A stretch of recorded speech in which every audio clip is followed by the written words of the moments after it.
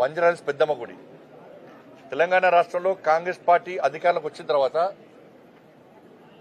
పూర్తిగా అన్ని ప్రాంతాలలో దేవాలయాల మీద దాడులు విపరీతంగా పెరిగినాయి. ఒక దేవాలయం మీద దాడి మర్చిపోకముందే ఇంకో దేవాలయం మీద దాడి జరుగుతూ ఉన్నది.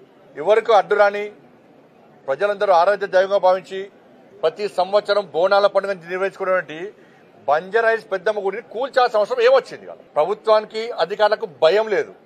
భయం చూపడతాం మేము కూడా. ప్రభుత్వానికి హిందూ దేవాలయాన్ని కూల్స్తే ఏ విధంగా పరిణామాలు ఉత్పన్నమవుతాయో ఇలా బంజారాహిల్స్ పెద్దమ్మ గుడి కూడొట్టిరు కదా. ఇలా హిందూ సమాజం అంతా ఒకటైంది. వేలాది మంది యువకులు ఇలా బంజారాహిల్స్ పెద్దమ్మ గుడి కోసం ఉద్యమం చేయడానికి సిద్ధంగా ఉన్నారు. ఇవాళ ప్రభుత్వం సమాధానం చెప్పాలి.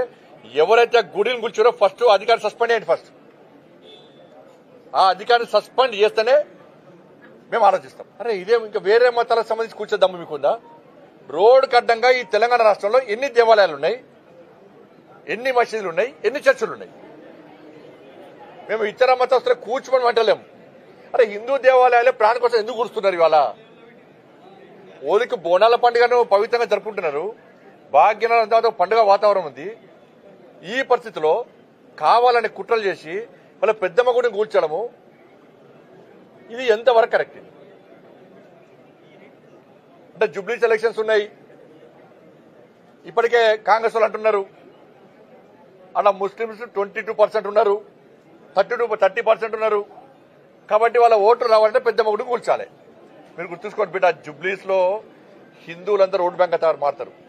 నేను రాష్ట్ర ముఖ్యమంత్రి గారికి చెప్తున్నాను, మీరు 20% ముస్లిం ఓటు బ్యాంక్ కోసం మీరు ప్రయత్నం చేస్తున్నారు.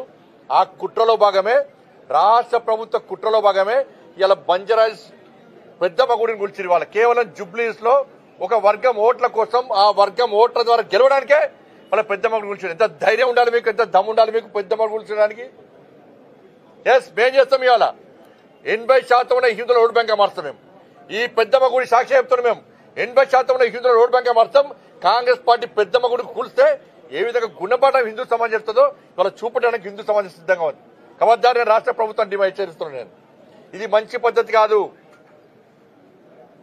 రాష్ట్ర ముఖ్యమంత్రి క్షమాపణలు చెప్పాలి. దీని మీద సంబంధిత అధికారులను వెంటనే సస్పెండ్ చేయాలి.